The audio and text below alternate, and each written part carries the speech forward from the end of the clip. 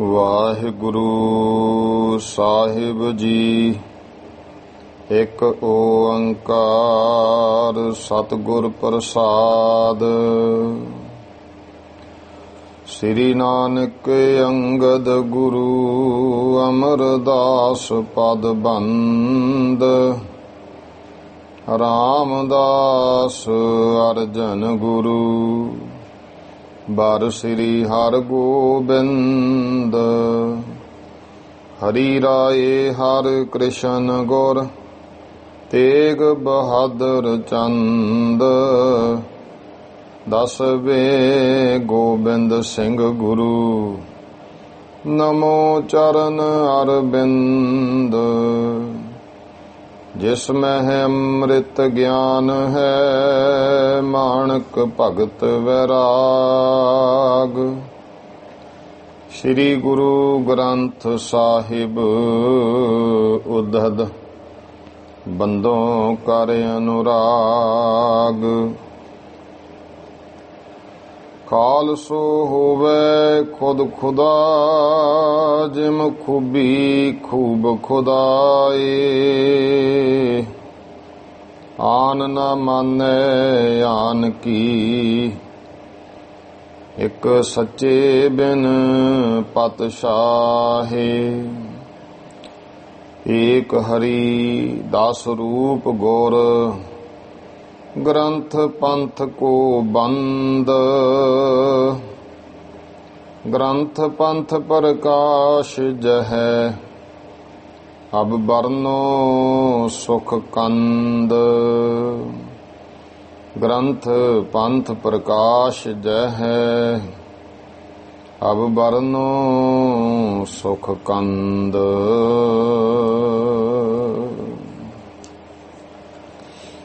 ਵਾਹਿਗੁਰੂ ਜੀ ਕਾ ਖਾਲਸਾ ਵਾਹਿਗੁਰੂ ਜੀ ਕੀ ਫਤਿਹ। ਗੁਰੂ ਗਰੀਬ ਨਵਾਜ ਚਵਰ ਤਖਤ ਦੇ ਮਾਲਕ ਜੁਗੋ ਜੁਗ ਅਟਲ ਦਸਾਂ ਪਾਤਸ਼ਾਹੀਆਂ ਦੀ ਆਤਮਿਕ ਜੋਤ।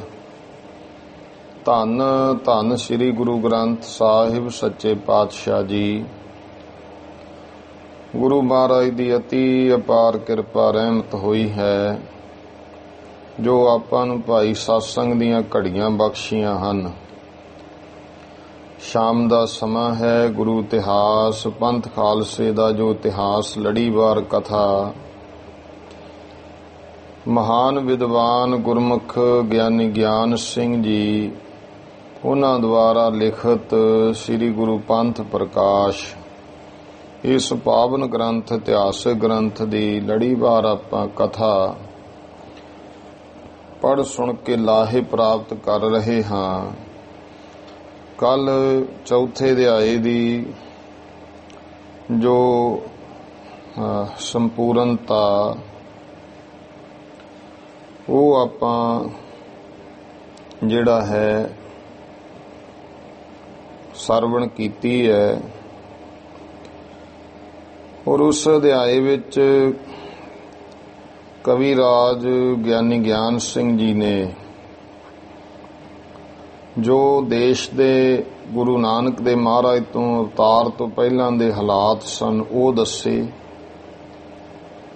ਫਿਰ ਆਪਣੀ ਅਸਮਰਥਾ ਦੱਸੀ, ਗੁਰੂ ਮਹਾਰਾਜ ਦੀ ਸਮਰੱਥਾ ਕਿ ਮੈਂ ਕੁਝ ਕਹਿਣ ਦੇ ਸਮਰੱਥ ਨਹੀਂ। ਮਹਾਰਾਜ ਸਰਵ ਕਲਾ ਸਮਰੱਥ ਹੈ। ਉਹ ਕੀੜਿਆਂ ਨੂੰ ਬਾਦਸ਼ਾਹ ਬਣਾ ਸਕਦੇ ਆ, ਇੱਕ ਮੱਛਰ ਤੋਂ ਸੁਮੇਰ ਪਰਬਤ ਹਿਲਾ ਸਕਦੇ ਆ। ਐਸੀ ਭਾਵਨਾ ਕਹਿ ਕੇ ਕਿ ਮਹਾਰਾਜ ਮੇਰੇ ਤੇ ਵੀ ਕਿਰਪਾ ਕਰੋ, ਮੇਰੇ ਅੰਦਰ ਚਾਹ ਹੈ ਕਿ ਮੈਂ ਤੁਹਾਡਾ ਇਤਿਹਾਸ ਕਹਾਂ। ਇਹ ਨਿਰਮਾਣਤਾ ਨਿਮਰਤਾ ਭਾਵ ਦੇ ਵਿੱਚ ਬੇਨਤੀ ਕੀਤੀ। ਫਿਰ ਅੱਗੇ ਕਹਿੰਦੇ ਭਾਈ ਹੁਣ ਚੌਥਾ ਅਧਿਆਇ ਸਮਾਪਤ ਹੁੰਦਾ ਹੈ ਤੇ ਅੱਗੇ ਗੁਰੂ ਨਾਨਕ ਸਾਹਿਬ ਮਹਾਰਾਜ ਦੀ ਕਥਾ। ਇਹ ਗੱਲ ਧਿਆਨ ਵਿੱਚ ਰੱਖਣੀ ਹੈ ਕਿ ਜੋ ਕਥਾ ਹੈ ਉਹ ਗਿਆਨੀ ਗਿਆਨ ਸਿੰਘ ਜੀ ਨੇ ਬਹੁਤ ਸੰਖੇਪ ਕਹੀ ਹੈ। ਉਹਨਾਂ ਨੇ ਕਹਿ ਵੀ ਦਿੱਤਾ ਭਾਈ ਜੇ ਵਿਸਥਾਰ ਨਾਲ ਪੜ੍ਹਨੀ ਹੈ ਤਾਂ ਭਾਈ ਸੰਤੋਖ ਸਿੰਘ ਜੀ ਦੇ ਲਿਖਿਆ ਹੋਇਆ ਸੂਰਜ ਪ੍ਰਕਾਸ਼, ਸ੍ਰੀ ਨਾਨਕ ਪ੍ਰਕਾਸ਼ ਔਰ ਸ੍ਰੀ ਗੁਰ ਪ੍ਰਤਾਪ ਸੂਰਜ ਗ੍ਰੰਥ ਪੜ੍ਹੋ। ਉਹਦੇ ਵਿੱਚ ਗੁਰੂ ਸਾਹਿਬਾਂ ਦਾ ਜਿਹੜਾ ਜੀਵਨ ਇਤਿਹਾਸ ਹੈ ਉਹ ਬਹੁਤ ਵਿਸਥਾਰ ਨਾਲ ਲਿਖਿਆ। ਮੈਂ ਤੇ ਸੰਖੇਪ ਮਾਤਰ ਕਹਿਣਾ ਹੈ। ਇਹ ਗਿਆਨੀ ਗਿਆਨ ਸਿੰਘ ਜੀ ਨੇ ਕਿਹਾ, ਕਿਉਂਕਿ 10 ਪਾਤਸ਼ਾਹੀਆਂ ਦਾ ਸੰਖੇਪ ਇਤਿਹਾਸ ਕਹਿ ਕੇ ਫਿਰ ਪੰਥ ਖਾਲਸੇ ਦਾ ਇਤਿਹਾਸ ਦੱਸਦੇ ਹੈ। ਆਓ 5ਵੇਂ ਅਧਿਆਏ ਤੋਂ ਇਹਨੂੰ ਵਿਸ਼ਰਾਮ ਵੀ ਕਿਹਾ। 5ਵਾਂ ਪਿਆਰ ਤੇ ਸਤਿਕਾਰ ਨਾਲ ਅੱਗੇ ਸੇਵਾ ਦੀ ਜੋ ਸਤਿਗੁਰੂ ਮਹਾਰਾਜ ਦੇ ਦਰ ਕਰਦੀ ਗਿਆਨੀ ਗਿਆਨ ਸਿੰਘ ਜੀ ਨੇ ਇਤਿਹਾਸ ਦੁਆਰਾ ਕੀਤੀ ਹੈ, ਉਹ ਕਥਾ ਸਰਵਣ ਕਰੀਏ ਜੀ। ਸਤਨਾਮ ਸ੍ਰੀ ਵਾਹਿਗੁਰੂ ਸਾਹਿਬ ਜੀ। ਦੋਹਰਾ ਅਮਰ ਅਮਰ ਗੁਰ ਅਮਰ ਕੇ, ਪਦ ਅਰਬਿੰਦ ਮਨਾਏ। ਪਹਿਲਾਂ ਵੀ ਬੇਨਤੀ ਕੀਤੀ ਕਿ ਜਿਹੜੇ ਐਡੀਸ਼ਨਾਂ ਹਨ, ਵੱਖ-ਵੱਖ ਛਾਪੇ ਨੇ ਗਿਆਨੀ ਗਿਆਨ ਸਿੰਘ ਜੀ ਦੇ, ਉਹ ਫਿਰ ਗੁਰਮੁਖਾਂ ਨੇ ਅੱਗੇ ਦੀ ਅੱਗੇ ਲਿਖਣ ਵਾਲਿਆਂ ਨੇ ਕੋਈ ਨਾ ਕੁਝ ਆਪਣੇ ਨਾਲ ਕੋਲੋਂ ਸ਼ਬਦਾਂ ਨੂੰ ਸਮੇਂ ਮੁਤਾਬਕ ਸੌਖਿਆਂ ਕਰਕੇ ਲਿਖ ਦਿੱਤਾ। ਇਸ ਕਰਕੇ ਗਿਆਨੀ ਗਿਆਨ ਸਿੰਘ ਜੀ ਦੇ ਇਹਨਾਂ ਛਾਪਿਆਂ ਦੇ ਵਿੱਚੋਂ ਆਪਾਂ ਨੂੰ ਉਚਾਰਨ ਦਾ ਬਹੁਤ ਫਰਕ ਮਿਲ ਸਕਦਾ ਹੈ। ਉਹ ਆਪਾਂ ਤਾਂ ਨਾਲ ਬੇਨਤੀ ਕਰੀਦੀ ਹੈ ਕਿ ਗੁਰਮੁਖ ਜਨ ਕਈ ਵਾਰ ਵੱਖ-ਵੱਖ ਪ੍ਰਚਾਰਕਾਂ ਕੋਲੋਂ ਇਹ ਕਥਾ ਸਰਵਣ ਕਰਦਿਆਂ ਕਿਤੇ ਭਰਮ ਵਿੱਚ ਨਾ ਪੈਣ ਕਿ ਉਸਨੇ ਤੁਕਾਂ ਹੋਰ ਉਚਾਰੀਆਂ, ਫਲਾਣੇ ਪ੍ਰਚਾਰਕ ਨੇ ਹੋਰ ਉਚਾਰੀਆਂ ਨੇ। ਇਹ ਫਰਕ ਕਿਉਂ ਪੈ ਗਏ? ਕਿਉਂਕਿ ਉਦੋਂ ਗੁਰਮੁਖੋ ਇੰਨਾ ਇਤਿਹਾਸ ਲੋਕਾਂ ਨੂੰ ਸਮਝ ਨਹੀਂ ਸੀ ਕਿ ਕੋਈ ਸਾਂਭ ਕੇ ਰੱਖਦੇ। ਇਤਿਹਾਸ ਲਿਖਣ ਵਾਲੇ ਲਿਖ ਕੇ ਫਿਰ ਉਦੋਂ ਇੱਕ ਤਾਂ ਹੱਥੀਂ ਲਿਖਦੇ ਸਨ, ਵੱਖ-ਵੱਖ ਜਿਹੜੇ ਕਾਗਜ਼ ਤੇ ਲਿਖਿਆ ਜਾਂਦਾ, ਉਹਨਾਂ ਦੇ ਕੋਈ ਉਹਨਾਂ ਸਮਿਆਂ ਵਿੱਚ ਹੀ ਗ੍ਰੰਥ ਤਿਆਰ ਨਹੀਂ ਹੋ ਗਏ, ਜਗ੍ਹਾ ਜਗ੍ਹਾ ਪਏ ਰਹੇ।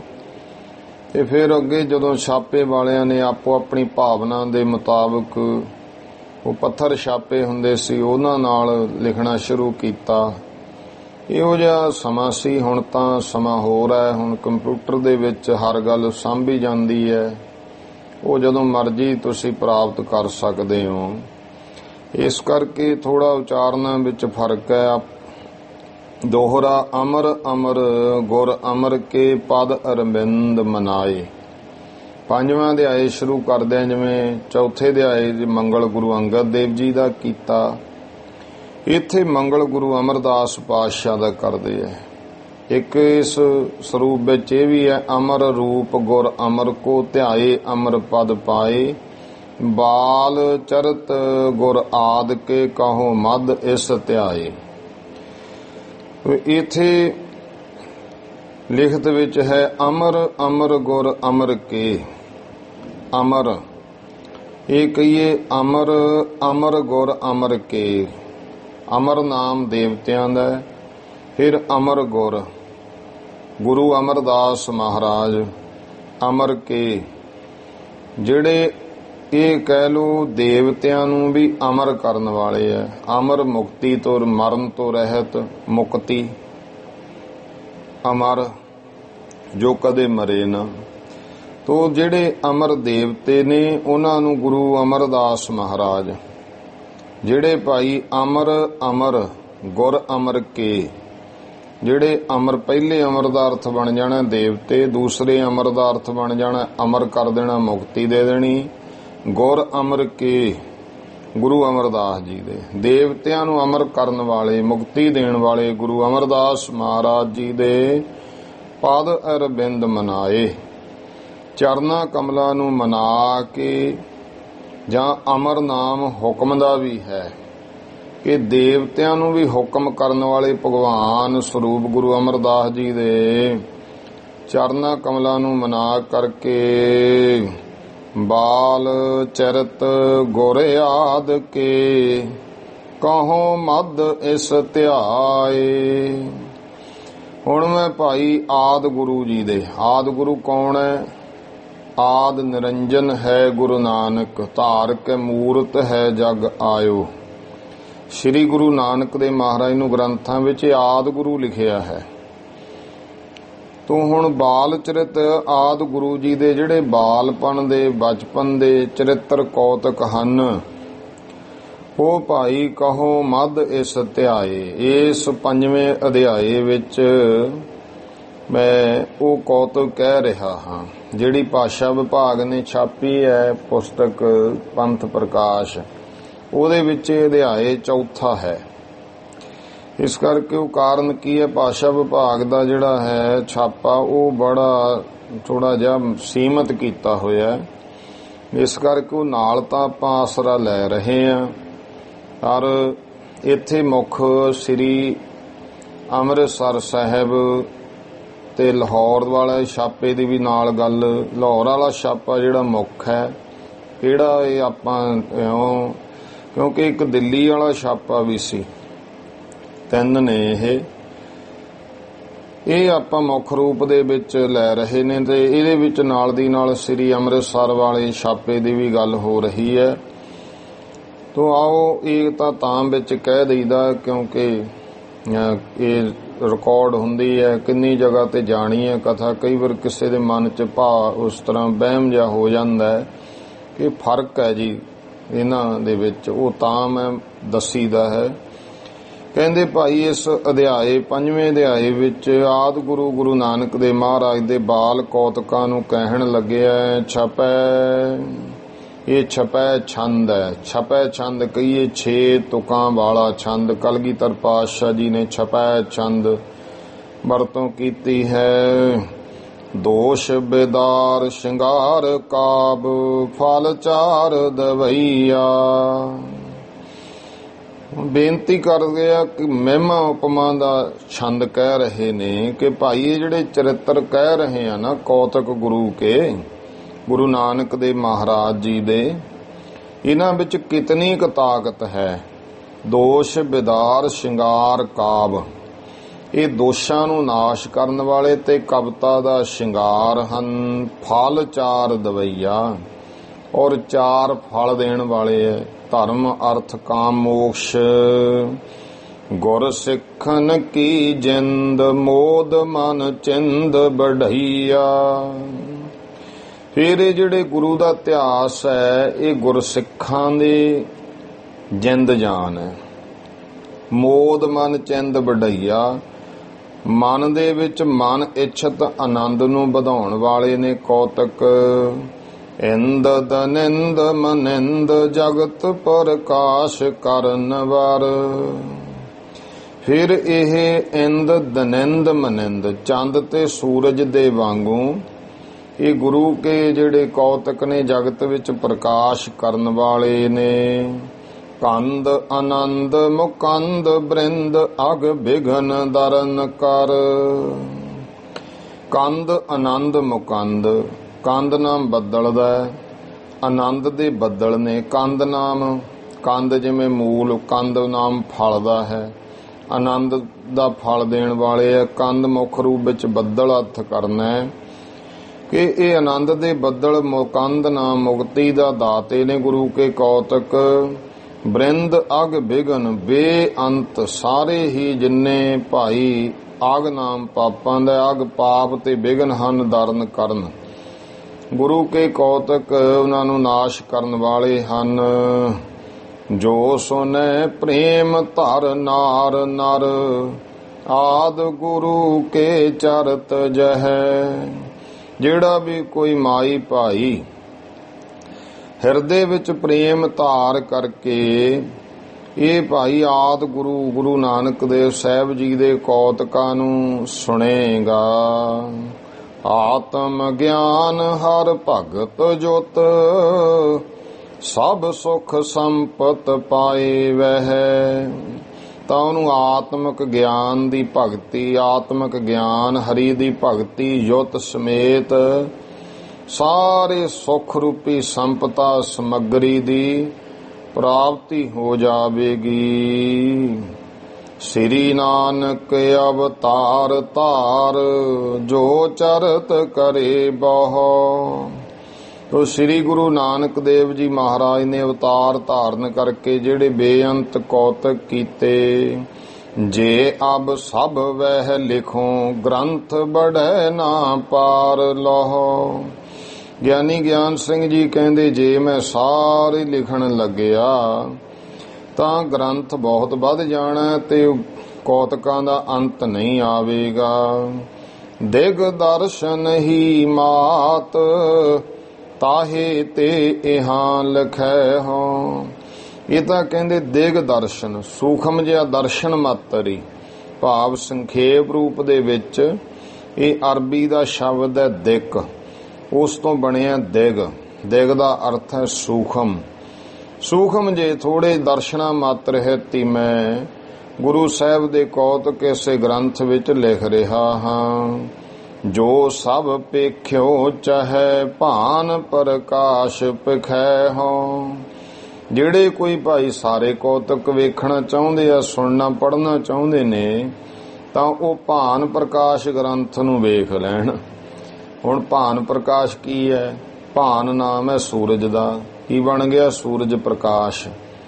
ਗਿਆਨੀ ਭਾਈ ਸੰਤੋਖ ਸਿੰਘ ਜੀ ਦੇ ਜਿਹੜੇ ਦੋ ਗ੍ਰੰਥ ਮੁੱਖ ਨੇ ਗੁਰੂਆਂ ਦਾ ਇਤਿਹਾਸ, ਸ੍ਰੀ ਨਾਨਕ ਪ੍ਰਕਾਸ਼ ਔਰ ਸ੍ਰੀ ਗੁਰ ਪ੍ਰਤਾਪ ਸੂਰਜ ਗ੍ਰੰਥ, ਇਹ ਦੋ ਗ੍ਰੰਥ ਨੇ। ਪਹਿਲਾ ਹੈ ਗੁਰੂ ਨਾਨਕ ਦੇਵ ਜੀ ਦਾ ਇਤਿਹਾਸ, ਦੂਜੇ ਵਿੱਚ 9 ਪਾਤਸ਼ਾਹੀਆਂ ਦਾ। ਉਹਨਾਂ ਸਾਰੇ ਦੋਨਾਂ ਗ੍ਰੰਥਾਂ ਨੂੰ ਮਿਲਾ ਕੇ ਛੋਟਾ ਨਾਮ ਸੂਰਜ ਪ੍ਰਕਾਸ਼ ਹੈ ਉਹਦਾ। ਆਮ ਤੌਰ ਤੇ ਕਹਿੰਦੇ ਸੂਰਜ ਪ੍ਰਕਾਸ਼ ਦੀ ਕਥਾ। ਉੱਥੇ ਭਾਈ ਗਿਆਨੀ ਗਿਆਨ ਸਿੰਘ ਜੀ ਕਹਿ ਰਹੇ ਨੇ ਕਿ ਜਿਨ੍ਹਾਂ ਨੇ ਸਾਰਾ ਇਤਿਹਾਸ ਗੁਰੂ ਨਾਨਕ ਦੇ ਮਹਾਰਾਜ ਦਾ ਪੜ੍ਹਨਾ ਸੁਣਨਾ ਹੈ, ਉਹ ਭਾਈ ਭਾਨ ਪ੍ਰਕਾਸ਼ ਗ੍ਰੰਥ ਨੂੰ ਪਖੈ ਹੋ, ਭਾਵ ਸੂਰਜ ਪ੍ਰਕਾਸ਼ ਗ੍ਰੰਥ ਦੇਖ ਸਕਦੇ ਹਨ। ਅਬ ਤਨਕ ਤਨਕ ਕਹਿ ਹੋ ਭਲੇ, ਸੁਨੋ ਸਰੋਤਾ ਸੁਮਤ ਵਰ। ਤੇ ਹੁਣ ਮੈਂ ਥੋੜਾ ਥੋੜਾ ਚੰਗੀ ਤਰ੍ਹਾਂ ਉਹਨਾਂ ਦੇ ਕੌਤਕਾਂ ਨੂੰ ਭਲੀ ਪ੍ਰਕਾਰ ਕਹਿ ਰਿਹਾ। ਹੇ ਚੰਗੀ ਮੱਤ ਵਾਲੇ ਸਰੋਤਿਓ ਸੁਣੋ। ਇਸ ਇਤਿਹਾਸ ਮਹਿ ਜਿਤਕ ਵਹਿ, ਚਾਹੀਅਤ ਹੈ ਸੋ ਦੇਹੋ ਧਰ। ਤੇ ਇਸ ਇਤਿਹਾਸ ਦੇ ਵਿੱਚ ਜੋ ਜਿੰਨਾ ਕੁ ਚਾਹੀਦਾ ਸੀ ਗੱਲ, ਉਨੀ ਕੁ ਕਹਿੰਦੇ ਭਾਈ ਮੈਂ ਇਹ ਧਰ ਦਿੱਤੀ ਹੈ, ਭਾਵ ਲਿਖ ਦਿੱਤੀ ਹੈ। ਤਲਵੰਡੀ ਪੁਰ ਮੱਧ ਖੱਤਰੀ ਜਾਤ ਬਸਤ ਤਰ। ਤਲਵੰਡੀ ਨਗਰ ਹੈ ਜਿੱਥੇ ਉਸ ਨਗਰ ਦੇ ਵਿੱਚ ਖੱਤਰੀਆਂ ਦੀ ਜਾਤੀ, ਖੱਤਰੀ ਬਹੁਤ ਬਸਦੇ ਨੇ। ਬੇਦੀ ਗੋਤ ਬਖਿਆਤ, ਨਾਮ ਕਾਲੂ ਸਸ ਵੱਡ ਨਰ। ਤੇ ਉਸ ਬੇਦੀ, ਉਹਨਾਂ ਖੱਤਰੀਆਂ ਦੇ ਵਿੱਚੋਂ ਇੱਕ ਖੱਤਰੀਆਂ ਦਾ ਗੋਤ ਹੈ ਬੇਦੀ। ਤੇ ਉਸ ਬੇਦੀ ਗੋਤ ਦੇ ਵਿੱਚ ਨਾਮ ਕਾਲੂ, ਇੱਕ ਕਾਲੂ ਨਾਮ ਦਾ ਸੱਸ ਵੱਡ ਨਰ, ਚੰਦਰਮਾ ਵਾਂਗੂ ਬੇਦੀ ਕੁਲ ਵਿੱਚ ਚਮਕਦਾ ਹੋਇਆ ਮਨੁੱਖ ਹੈ। ਰਾਏ ਬੁਲਾਰ ਇੱਕ ਨਾਮ, ਭੂਪ ਤਹਿ ਹੁਤੋ ਜਵਨ ਤਬ। ਫਿਰ ਉੱਥੇ ਦਾ ਇੱਕ ਰਾਏ ਬੁਲਾਰ ਨਾਮ ਦਾ ਰਾਜਾ ਵੀ ਹੈ। ਭੂਪ ਤਹਿ ਹੁਤੋ ਜਵਨ ਵਰ, ਜਵਨ ਮੁਸਲਮਾਨ। ਉਸ ਸਮੇਂ ਉਥੋਂ ਦਾ ਜਿਹੜਾ ਰਾਜਾ ਮੁਸਲਮਾਨ ਰਾਏ ਬੁਲਾਰ, ਉਸ ਦਾ ਨਾਮ ਪਟਵਾਰੀ ਤਿਸ ਕੇਰ, ਰਾਜ ਕੀ ਕਰਤ ਹੁਤੋ ਸਭ। ਤੋ ਬਾਬਾ ਕਾਲੂ ਜੀ ਉਸ ਰਾਏ ਬੁਲਾਰ ਦੇ ਪਟਵਾਰੀ ਦੀ ਜਿਹੜੀ ਕਾਰਾਜ, ਉਸਦੇ ਰਾਜ ਦੀ ਪਟਵਾਰੀ ਦੀ ਦੇਖਭਾਲ ਕਿਰਤ ਉਹ ਸਾਰੀ ਕਰਦੇ ਸੀ। ਵਹਿ ਭੂਪਤ ਕਾਲੂ ਚੰਦ ਸੋ, ਰਖਤ ਦੋਸਤੀ ਅਧਕ ਵਰ। ਤੇ ਉਹ ਜਿਹੜਾ ਰਾਜਾ ਭਾਵ ਰਾਏ ਬੁਲਾਰ ਹੈ, ਉਹ ਬਾਬਾ ਕਾਲੂ ਚੰਦ, ਭਾਵ ਨਾਂ ਤਾਂ ਸੀ, ਇੱਥੇ ਕਈ ਨਾਮ ਆਉਂਦੇ ਨੇ। ਆਮ ਤੌਰ ਤੇ ਆਪਾਂ ਮਹਿਤਾ ਕਾਲੂ, ਮਹਿਤਾ ਤਾਂ ਨਾਮ ਪਟਵਾਰੀ ਦਾ, ਮਹਿਤਾ ਕਾਲੂ ਜੀ ਕਹਿੰਦੇ ਹਨ। ਤੇ ਕਈ ਇਤਿਹਾਸ ਵਿੱਚ ਕਲਿਆਣ ਦਾਸ ਜਾਂ ਕਲਿਆਣ ਚੰਦ ਵੀ ਨਾਮ ਲਿਖਿਆ, ਕਲਿਆਣ ਚੰਦ ਮਹਿਤਾ, ਕਲਿਆਣ ਦਾਸ ਮਹਿਤਾ। ਤੇ ਉਹ ਸਤਿਕਾਰ ਨਾਲ ਚਲੋ ਹੌਲੀ ਹੌਲੀ ਨਾਮ, ਪਰ ਪੁਰਾਤਨ ਗ੍ਰੰਥਾਂ ਵਿੱਚ ਕਾਲੂ ਚੰਦ ਦੀ ਨਾਮ ਜਿਹੜਾ ਹੈ ਉਹ ਆਉਂਦਾ। ਉਦੋਂ ਨਾਮ ਗੁਰਮੁਖੋ ਇਹੋ ਜਿਹੇ ਹੁੰਦੇ ਸਨ। ਫਿਰ ਅੱਜ ਕਈ ਵਾਰ ਹੁੰਦਾ ਪ੍ਰਚਾਰਕਾਂ ਵਿੱਚ ਵੀ ਕਾਲੂ ਚੰਦ ਨਾਮ ਤਾਂ ਬਹੁਤਾ ਲੱਗਦਾ ਸਤਿਕਾਰ ਨਹੀਂ, ਇਸ ਕਰਕੇ ਕਲਿਆਣ ਚੰਦ ਨਾਮ ਵੀ ਕਹਿ ਦਿੰਦੇ ਹਨ, ਕੁਝ ਗ੍ਰੰਥਾਂ ਵਿੱਚ ਇਹ ਹੈ। ਪਰ ਕਾਲੂ ਤੇ ਲਾਲੂ ਦੋ ਹੀ ਆਉਂਦੇ ਨੇ। ਚੰਦ ਸ਼ਬਦ ਆਮ ਲੱਗਦਾ ਹੁੰਦਾ ਦਾਸ ਚੰਦ, ਇਸ ਤਰ੍ਹਾਂ ਦਾ। ਇਹ ਉਹ ਜਿਹੜੇ ਭਾਈ ਰਾਜਾ ਹੈ ਰਾਏ ਬੁਲਾਰ, ਉਹ ਕਾਲੂ ਚੰਦ ਜੀ ਦੇ ਨਾਲ ਬਹੁਤ ਜ਼ਿਆਦਾ ਦੋਸਤੀ, ਚੰਗੀ ਦੋਸਤੀ ਰੱਖਦਾ ਹੈ।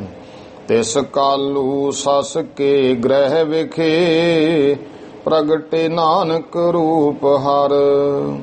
ਉਸ ਕਾਲੂ ਚੰਦਰਮਾ ਸਰੂਪ ਬਾਬਾ ਕਾਲੂ ਜੀ ਦੇ ਘਰ ਸ੍ਰੀ ਗੁਰੂ ਨਾਨਕ ਦੇਵ ਮਹਾਰਾਜ ਪਰਮਾਤਮਾ ਜੋ ਹੈ ਨਾਨਕ ਰੂਪ ਵਿੱਚ ਪ੍ਰਗਟ ਹੋਏ। ਔਰ ਜੋ ਪਾਤਸ਼ਾਹ ਵਿਭਾਗ ਦੀ ਲਿਖਤ ਉਹਦੇ ਵਿੱਚ ਥੋੜਾ ਫਰਕ ਨਾਲ ਇਹ ਲਿਖਿਆ ਹੈ ਕਿ ਤਲਵੰਡੀਪੁਰ ਬਸਤ ਖੱਤਰੀ ਬੇਦੀ ਕਾਲੂ ਕਾਰਦਾਰ ਨਿਰਪਰਾਏ ਬੁਲਾਰੇ ਕੇਰ ਵਿਸਾਲੂ। ਸਤਵੰਤੀ ਤਿਸ ਨਾਰ ਨਾਮ ਤ੍ਰਿਪਤਾ ਜੀ ਜਾਨੋ ਸਤਰੂਪਾ ਮਨ ਸਵੈੰ ਲਿਓ ਅਵਤਾਰ ਪਛਾਨੋ। ਕਿ ਬਾਬਾ ਕਾਲੂ ਜੀ ਔਰ ਸਤਵੰਤੀ ਇਸਤਰੀ ਨਾਮ ਹੈ ਮਾਤਾ ਤ੍ਰਿਪਤਾ, ਉਹਦੇ ਘਰ ਪ੍ਰਮਾਤਮਾ ਅਕਾਲ ਪੁਰਖ ਪਰਮੇਸ਼ਰ ਨੇ, ਸਮਝੋ ਕਿ ਉਹ ਸਤ ਸਰੂਪ ਨੇ। ਇਹ ਦੋਵੇਂ ਸਰੂਪ ਧਾਰੇ ਤੇ ਹਰੀ ਰੂਪ ਸ੍ਰੀ ਨਾਨਕ ਤਿਸ ਕੇ ਤਿਨ ਕੇ ਘਰ ਅਵਤਾਰ ਲਿਐ। ਸ਼ੁਭ ਪੁੰਨਿਓ ਕਾਤਿਕ ਬਿਕਰਮੀ 1526 ਥਿਐ।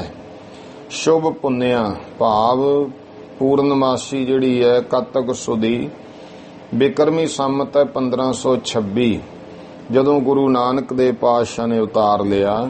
ਇੱਥੇ ਕਹਿ ਰਹੇ ਹਨ ਕਿ ਤਿਸ ਕਾਲੂ ਸੱਸ ਕੇ ਗ੍ਰਹਿ ਵਿਖੇ ਪ੍ਰਗਟੇ ਨਾਨਕ ਰੂਪ ਹਰ। ਗੁਰੂ ਨਾਨਕ ਸਾਹਿਬ ਜੀ ਪ੍ਰਗਟ ਹੋਏ। ਰਾਮ ਦਿਆਲ ਦਿਜ ਗਨਕ ਜਨਮ ਪਤਰੀ ਗੁਰ ਕੇਰੀ। ਤੋ ਉਸ ਸਮੇਂ ਰਾਮ ਦਿਆਲ ਭਾਵ ਪ੍ਰੋਹਤ ਹਰ ਦਿਆਲ, ਰਾਮ ਦਿਆਲ ਲਿਖਤਾ, ਨੌ ਸੀ ਹਰ ਦਿਆਲ। ਹਰ ਨਾਮ ਹਰੀ ਪ੍ਰਮਾਤਮਾ, ਰਾਮ ਨਾਮ ਵੀ ਵਾਹਿਗੁਰੂ ਪ੍ਰਮਾਤਮਾ ਦਾ ਰਾਮ, ਇਸ ਕਰਕੇ ਰਾਮ ਦਿਆਲ ਜਾਂ ਹਰ ਦਿਆਲ। ਹਰ ਦਿਆਲ ਨਾਮ ਦਾ ਦਿਜ ਪੰਡਤ ਗਨਕ ਕਹੀਏ ਜੋਤਿਸ਼ ਵਿਦਿਆ ਦਾ ਮਾਹਰ, ਉਹਨੇ ਗੁਰੂ ਨਾਨਕ ਦੇਵ ਪਾਤਸ਼ਾਹ ਦੀ ਜਨਮ ਪੱਤਰੀ ਲਿਖੀ ਹੈ। ਪ੍ਰੋਹਤ ਰਾਮ ਦਿਆਲ ਜਨਮ ਪੱਤਰੀ ਲਿਖਿਆਨੀ, ਗ੍ਰਹਿ ਸਭ ਸ੍ਰਿਸ਼ਟ ਇਸ਼ਟ ਅਤ ਮਿਸ਼ਟ ਮਹਾਨੀ। ਉਸ ਰਾਮ ਦਿਆਲ ਬ੍ਰਾਹਮਣ ਜੋਤਸ਼ੀ ਨੇ ਗੁਰੂ ਸੀ ਕੀ ਉਦੋਂ ਰਿਵਾਜ ਸੀ ਹਿੰਦੂ ਧਰਮ ਵਿੱਚ, ਹੁਣ ਵੀ ਹੈ ਉਦੋਂ ਵੀ ਸੀ। ਇਹ ਗੱਲ ਜਾਣਨੀ ਗੁਰੂ ਨਾਨਕ ਦੇਵ ਜੀ ਮਹਾਰਾਜ ਦੇ ਪਿਤਾ ਨੇ ਤਾਂ ਸਾਰੇ ਉਸੇ ਤਰ੍ਹਾਂ ਦੇ ਕਰਮ ਕੀਤੇ ਹਨ। ਜਨਮ ਪੱਤਰੀ ਜੋ ਹੈ ਭਾਈ ਲਿਖੀ ਗਈ, ਲਿਖ ਕਾਲੂ ਸਸ ਪਾਸ ਲਿਆਏ ਕਰ ਜਾ ਬਿਦ ਢੇਰੀ।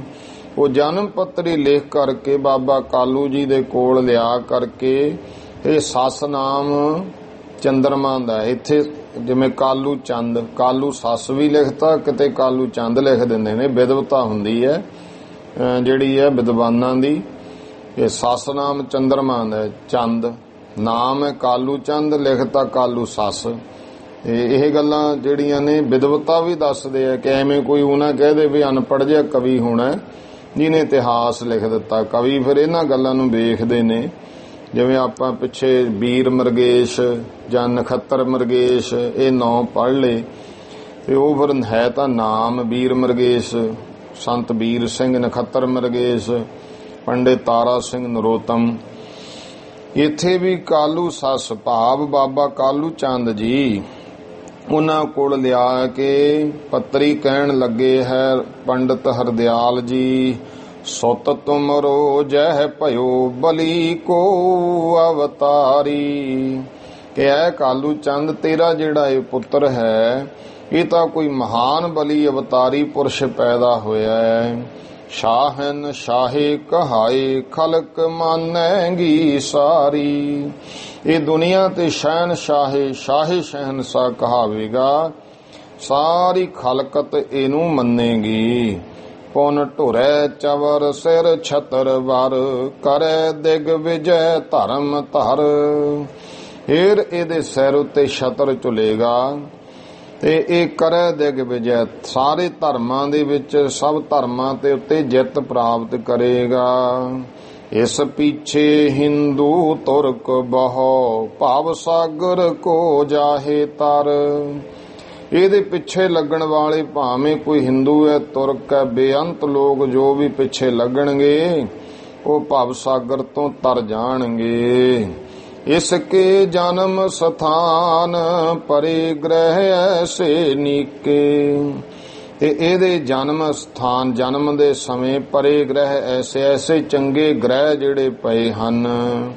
ਜੇ ਲਖਨ ਮੈਂ ਕਹੇ ਬਰਤ ਹੈ ਸਭ ਹੀ ਠੀਕੇ।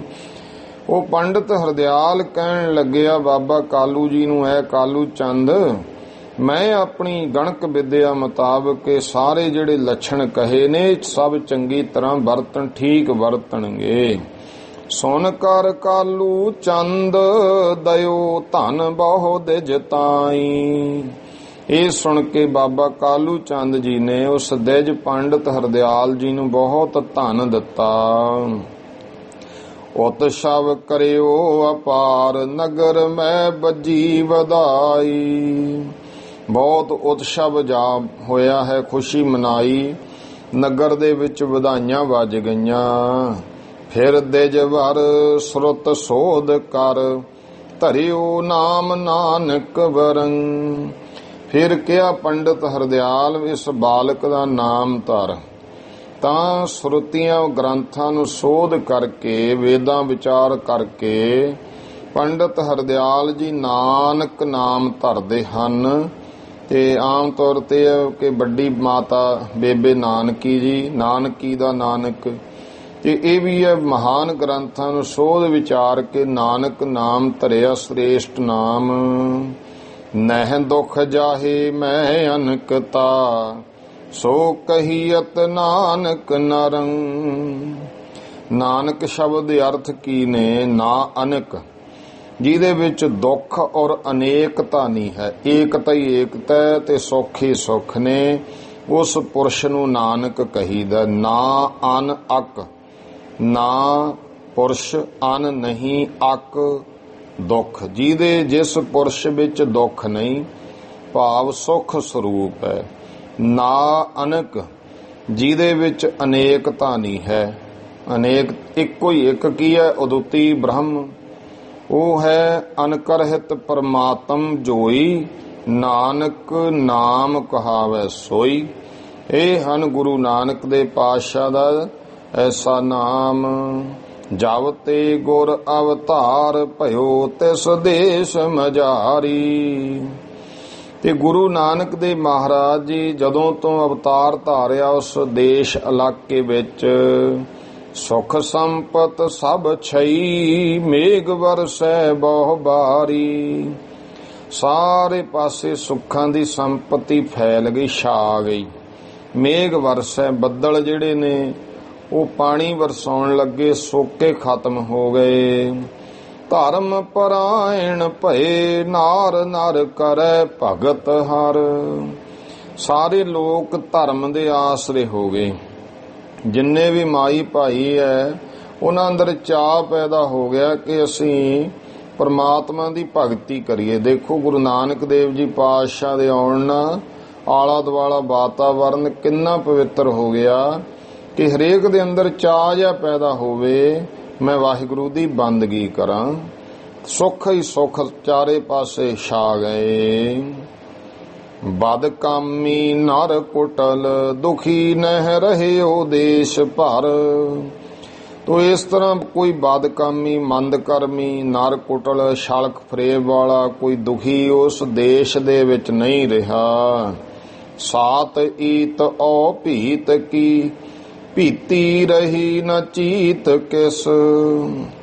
ਸਾਤ ਈਤ ਔ ਭੀਤ ਕੀ, ਸੱਤ ਈਤਾਂ ਦੇ ਭੀਤ ਭੈ ਦਾ ਜਿਹੜਾ ਡਰ ਹੈ ਉਹ ਕਿਸੇ ਵੀ ਚਿੱਤ ਵਿੱਚ ਨਹੀਂ ਆ। ਸੱਤ ਈਤਾਂ ਨੇ, ਇੱਕ ਦੇਖੋ ਇਹ ਵਿਘਨ ਹੁੰਦੇ ਆ, ਸੱਤ ਤਰ੍ਹਾਂ ਦੇ ਮੁੱਖ ਮੰਨੇ ਆ। ਸੱਤ ਈਤ, ਈਤ ਕਹਿੰਦੇ ਨੇ ਵਿਘਨ। ਜਿਵੇਂ ਇੱਕ ਤਾਂ ਆਪਾਂ ਮੰਨਦੇ ਹਾਂ ਵੀ ਖੇਤੀ ਨਾਸ਼ਕ ਸੱਤ ਵਿਘਨ ਹੈ, ਜਿਹੜੇ ਖੇਤੀ ਨਾਸ਼ ਕਰਦੇ ਆ, ਜਾਂ ਤਾਂ ਇਹੋ ਜਿਹੇ ਬਹੁਤਾ ਜ਼ਿਆਦੇ ਮੀਂਹ ਪੈ ਜੇ ਉਹ ਵੀ ਨੁਕਸਾਨਦਾਇਕ ਹੈ, ਮੀਂਹ ਨਾ ਪਵੇ ਫੇਰ ਵੀ ਨੁਕਸਾਨ ਹੈ। ਤੀਜਾ ਹੈ ਚੂਹੇ ਵੱਧ ਜਾਣ ਜਿਸ ਖੇਤ ਵਿੱਚ, ਉਹ ਵੀ ਨਾਸ਼ ਹੋ ਜਾਂਦੀ ਹੈ। ਚੌਥਾ ਵਿਘਨ ਹੈ ਟਿੱਡੀ ਦਲ, ਪੁਰਾਣੇ ਬਜ਼ੁਰਗ ਦੱਸਦੇ, ਉਹਨਾਂ ਨੂੰ ਪਤਾ ਆਹਣ ਪੈ ਜਾਂਦੀ ਸੀ ਆ ਕੇ। ਪੰਜਵਾਂ ਵਿਘਨ ਹੈ ਗੜੇ ਪੈ ਜਾਣ, ਖੇਤੀ ਨਾਸ਼ ਹੋ ਜਾਂਦੀ ਹੈ। ਤੇ ਛੇਵਾਂ ਵਿਘਨ ਹੁੰਦਾ ਹੈ ਦੁਸ਼ਮਣ ਦੀ ਫੌਜ ਲੰਘ ਜੇ, ਕੋਈ ਪਰਵਾਹ ਨਹੀਂ ਕਰਦੀ, ਖੇਤ ਉਜਾੜ ਜਾਂਦੀ। ਸੱਤਵਾਂ ਹੁੰਦਾ ਕੁੰਗੀ ਆਦਿ ਰੋਗ, ਜਿਹੜਾ ਤੇਲਾ ਪੈ ਜੇ, ਕੋਈ ਬਿਮਾਰੀ ਪੈ ਜੇ ਫਸਲ ਨੂੰ, ਉਹ ਵੀ ਨਾਸ਼ ਕਰ ਦਿੰਦੀ ਹੈ। ਇਹ 7 ਈਤਾਂ ਨੇ। 7 ਈਤ ਉਹ ਭੀਤ ਕੀ, ਇਹਦਾ ਭਾਈ ਡਰ ਜੋ ਹੈ, ਭੀਤੀ ਰਹੀ ਨਾ ਚੀਤ, ਕਿਸੇ ਦੇ ਵੀ ਡਰ ਮਨ ਵਿੱਚ ਨਹੀਂ ਰਿਹਾ। ਭਾਵ ਸਾਰੇ ਵਿਘਨ ਗੁਰੂ ਨਾਨਕ ਦੇ ਪਾਤਸ਼ਾਹ ਦੇ ਆਉਣ ਨਾਲ ਖਤਮ ਹੋ ਗਏ। ਨਰ ਧਰਮ ਕ੍ਰਿਤ ਕਰ ਖਾਹੇ ਸਭ, ਕਰੈ ਭਗਤ ਹਰ ਦਿਓਸ ਨਿਸ।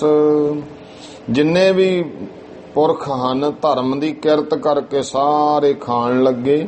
ਕਰੈ ਭਗਤ ਹਰ ਦਿਓਸ ਨਿਸ, ਦਿਓਸ ਕਹੀਏ ਦਿਨ, ਨਿਸ ਕਹੀਏ ਰਾਤ, ਦਿਨ ਰਾਤ ਪ੍ਰਮਾਤਮਾ ਦੀ ਭਗਤੀ ਕਰਨ ਲੱਗੇ ਹਨ। ਜਹ ਪ੍ਰਤਾਪ ਤਬ ਭਇਓ, ਗੁਰੂ ਕਾ ਪ੍ਰਥਮ ਦੇਸ਼ ਪਰ। ਇਹ ਪ੍ਰਤਾਪ ਉਸ ਸਮੇਂ ਗੁਰੂ ਨਾਨਕ ਦੇ ਮਹਾਰਾਜ ਦਾ ਐਸਾ ਸਾਰੇ ਦੇਸ਼ ਪਰ ਹੋਇਆ। ਰਬ ਪ੍ਰਗਟੇ ਤੈ ਨਾਸਤ, ਜੈਸ ਤਮ ਦੁਖਦ ਤਮੀਚਰ।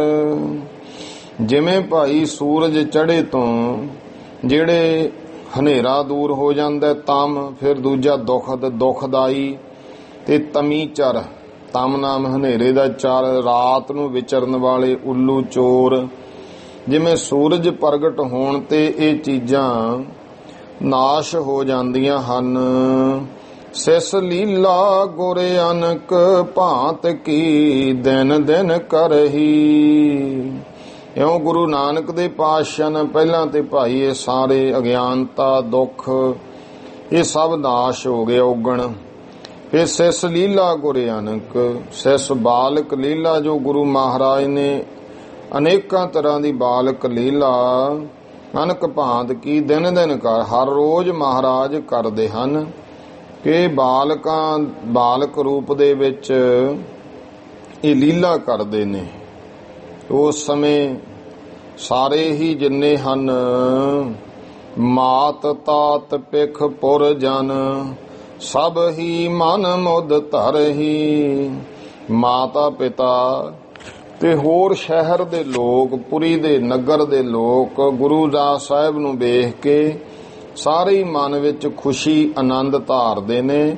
ਸਾਰੇ ਹੀ ਇਸ ਤਰ੍ਹਾਂ ਇੱਕ ਲਿਖਤ ਵਿੱਚ ਹੈ, ਮਾਤ ਤਾਤ ਪਰਿਵਾਰ ਨਾਰ ਨਰਪੁਰ ਕੇ ਸਾਰੇ, ਦੇਖ ਸਰੂਪ ਅਨੂਪ ਜਾਤ ਪੁਨ ਪੁਨ ਬਲਿਹਾਰੇ।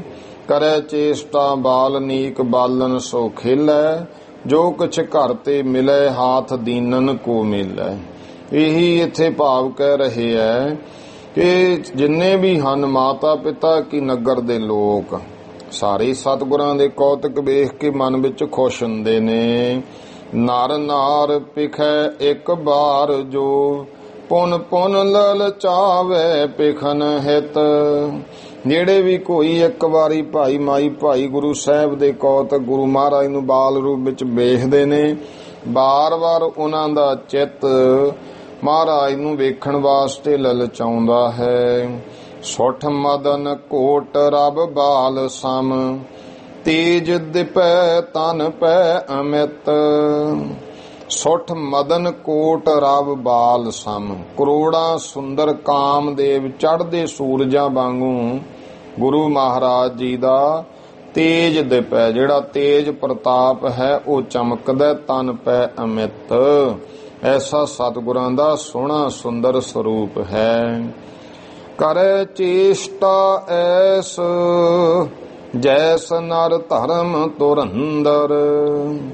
ਤੋ ਭਾਈ ਇਸ ਤਰ੍ਹਾਂ ਦੀ ਐਸ, ਇਸ ਤਰ੍ਹਾਂ ਦੀਆਂ ਹਰਕਤਾਂ, ਇਸ ਤਰ੍ਹਾਂ ਦੀ ਕਿਰਿਆ ਕਰ ਰਹੇ ਹੈ ਜੈਸ ਨਰ ਧਰਮ ਧੁਰੰਦਰ। ਧਰਮ ਦਾ ਭਾਰ ਚੁੱਕਣ ਵਾਲੇ ਹਨ, ਜਿਵੇਂ ਭਾਵੇਂ ਤੇ ਧਰਮ ਦੇ ਰਾਖੇ ਹਨ।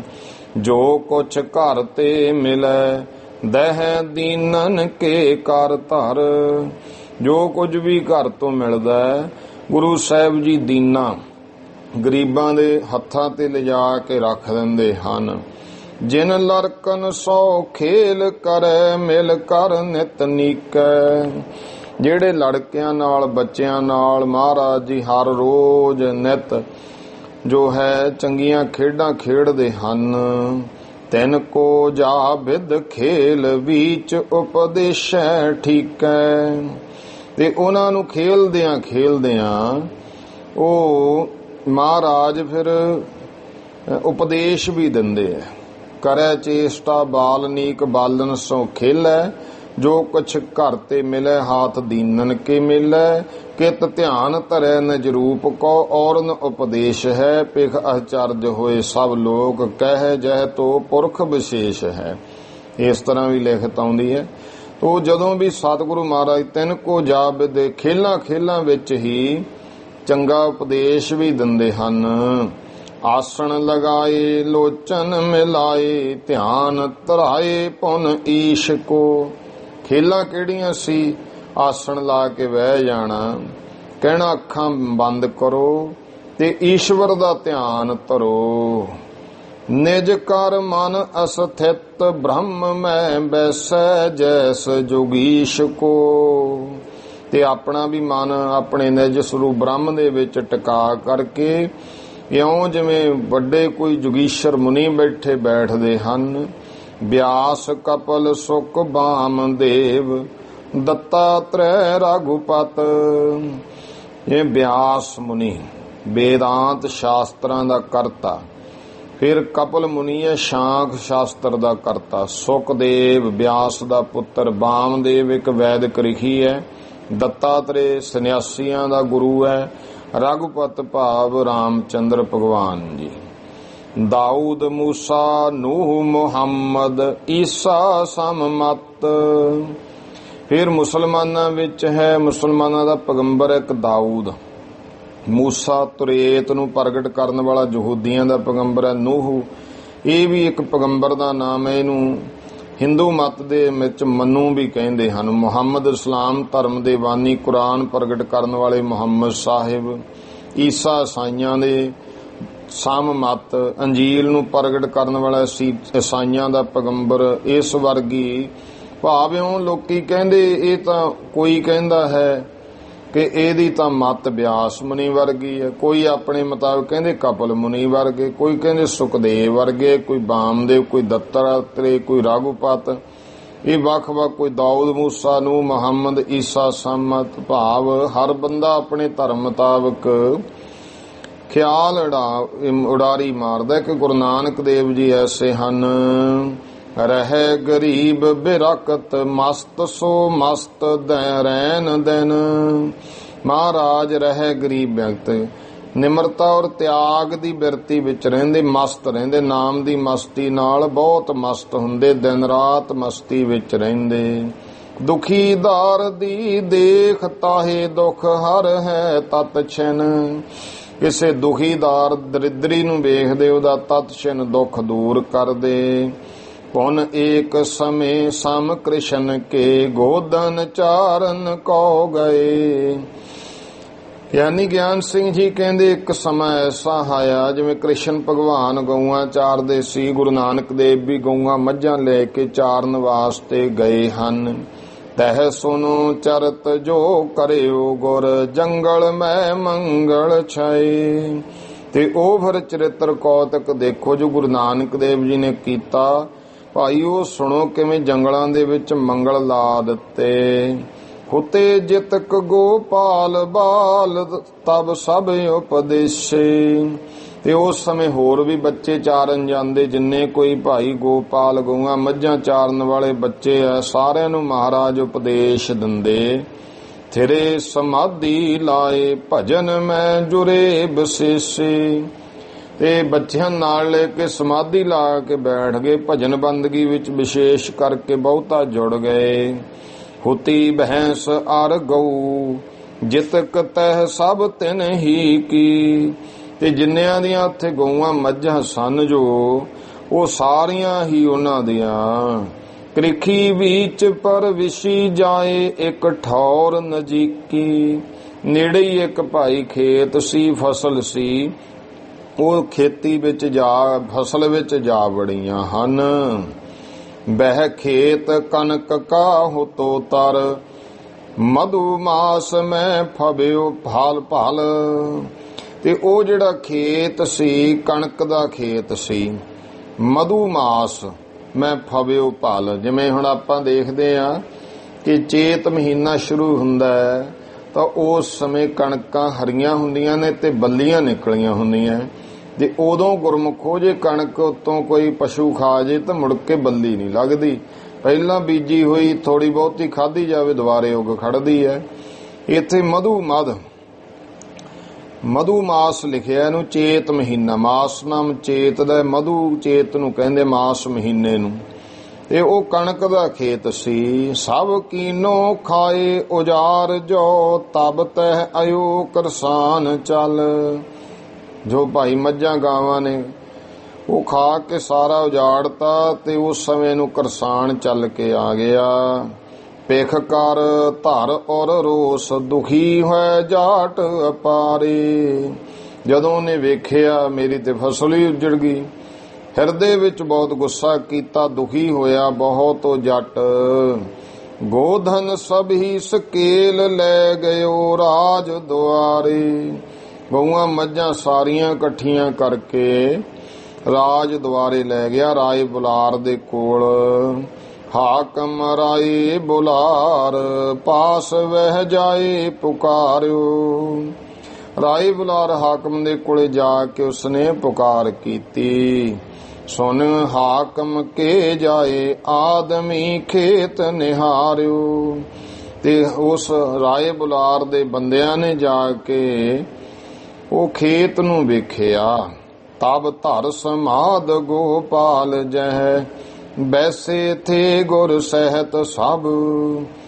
ਜਿੰਨੇ ਵੀ ਗਊਆਂ ਪਾਲਣ ਭਾ ਬੱਚੇ, ਗਊਆਂ ਮੱਝਾਂ ਚਾਰਨ ਵਾਲੇ ਸਾਰਿਆਂ ਨਾਲ ਗੁਰੂ ਨਾਨਕ ਦੇਵ ਪਾਤਸ਼ਾਹ ਜੀ ਸਮਾਧੀ ਵਿੱਚ ਬੈਠੇ ਹਨ। ਵਹਿ ਪਕਰ ਸਿਪਾਹੀ ਸਭਨ ਕੋ, ਲਿਆਇਓ ਹਾਕਮ ਪਾਸ ਜਬ। ਸਿਪਾਹੀ ਸਾਰਿਆਂ ਨੂੰ ਫੜ ਕੇ ਰਾਏ ਬੁਲਾਰ ਕੋਲੇ ਜਦੋਂ ਲੈ ਆਏ ਹਨ।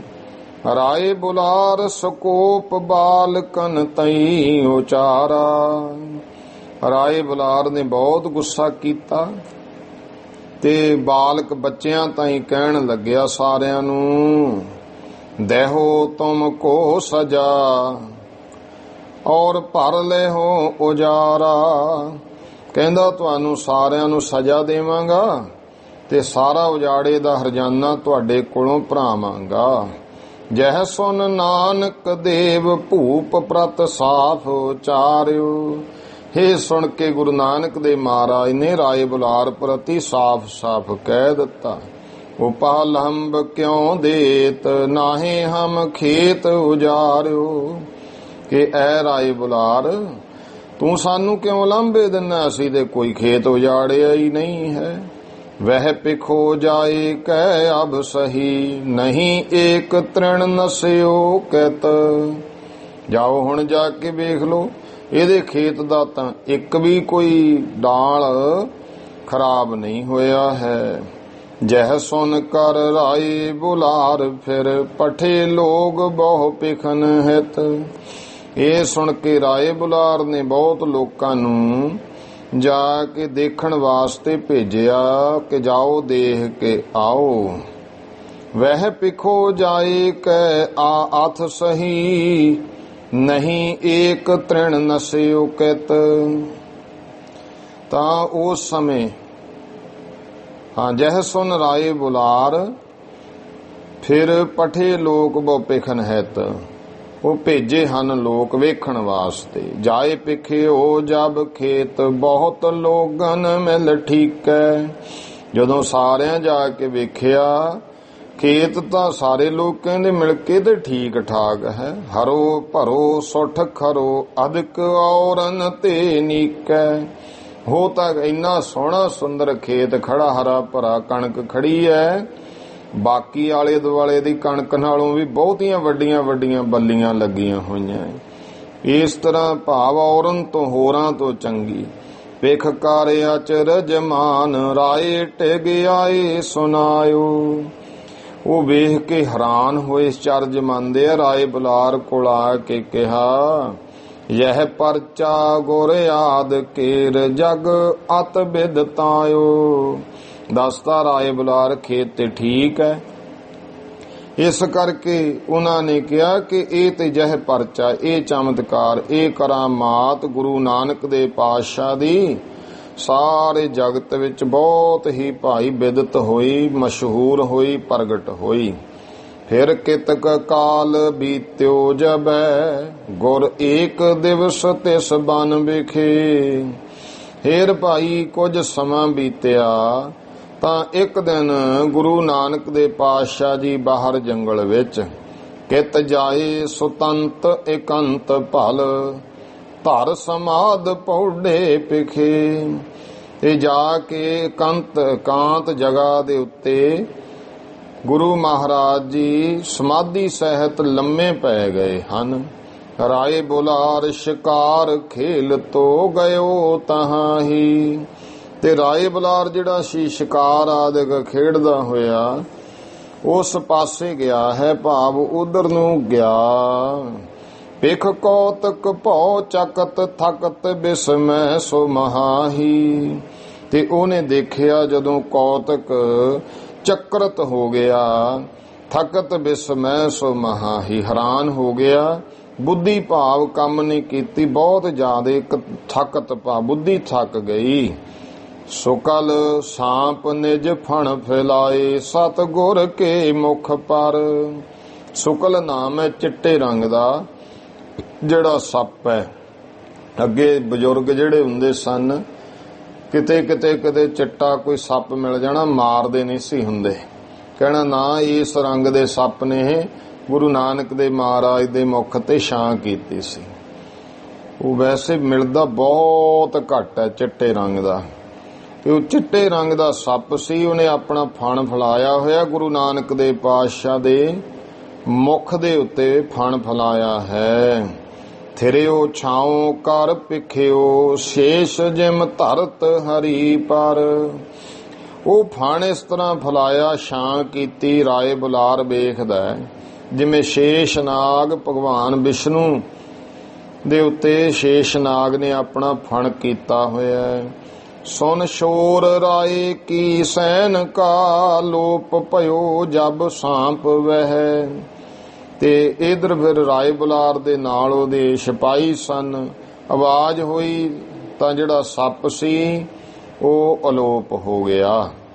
ਤਬ ਤਜ ਸਮਾਦ ਗੁਰ ਬਿਆਦ ਹਰ ਸਾਵਧਾਨ ਹੋਇ ਥਿਰੇ ਤਹਿ। ਤਾਂ ਭਾਈ ਗੁਰੂ ਨਾਨਕ ਦੇ ਮਹਾਰਾਜ ਬਿਆਦ ਹਰ, ਰੋਗਾਂ ਨੂੰ ਨਾਸ਼ ਕਰਨ ਵਾਲੇ ਸਤਿਗੁਰੂ ਆਪਣੀ ਸਮਾਧੀ ਛੱਡ ਕੇ ਸਾਵਧਾਨ ਹੋ ਕੇ ਥਿਰ ਟਿਕੇ।